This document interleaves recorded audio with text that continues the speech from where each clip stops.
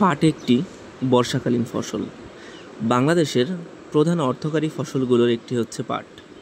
বাংলাদেশে পাটকে সোনালী আঁশ বলা হয়। এছাড়াও পাট বাংলার শত শত বর্ষের ঐতিহ্য।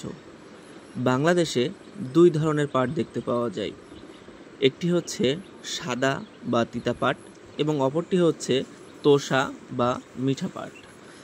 বাংলাদেশে পৃথিবীর 24% পাট জন্মে, আর পৃথিবীর কোথাও এত উৎকৃষ্ট মানের পাট উৎপাদন হয় না। বর্তমানে পাট উৎপাদনে ফরিদপুর অঞ্চল প্রথম, বৃহত্তর রংপুর অঞ্চল দ্বিতীয়, যশোর অঞ্চল তৃতীয় এবং কুষ্টিয়া অঞ্চল চতুর্থ। আমরা কুষ্টিয়া অঞ্চলের মানুষ। আমাদের অঞ্চলে সারা বাংলাদেশের মোট পাটের অনেকটাই উৎপন্ন হয়। পাটের জিনোমের আবিষ্কারক ডক্টর মাকসুদুল আলম। পাটের জীবনকাল 100 থেকে 120 দিন। পাটের আঁশ নরম, উজ্জ্বল, চকচকে এবং 1 থেকে 4 মিটার পর্যন্ত লম্বা হয়। আমাদের অঞ্চলে বহুল পরিমাণে পাট উৎপন্ন হয়। সাধারণত পাট গাছে জৈব প্রক্রিয়ায় পানিতে জাগ দিয়ে আঁশ ছড়ানো হয়।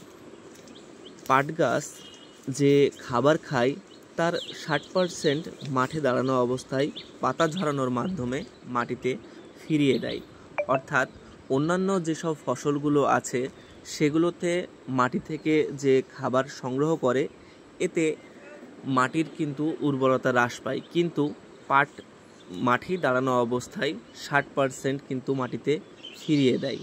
তাই ধান, গম এবং অন্যান্য ফসলের আবাদ টিকিয়ে রাখতে হলে শস্য পর্যায়ে পাট চাষ কিন্তু অবশ্যই করতে হয়। পাট পরিবেশ বান্ধব, বহুমুখী ব্যবহারযোগ্য আঁশ।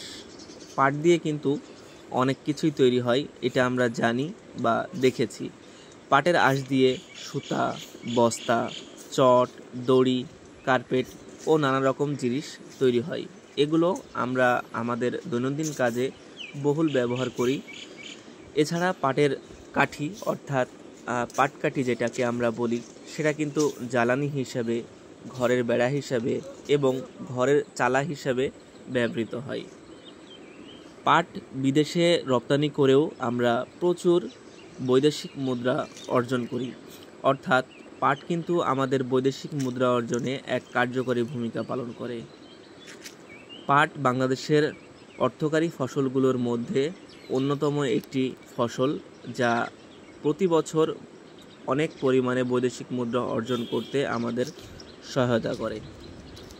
তাই পাট আমাদের কৃষিতে এক গুরুত্বপূর্ণ ফসল। পাটের যথাযথ চাষের মাধ্যমে অর্থনীতিতে এর গুরুত্ব ধরে রাখতে হবে।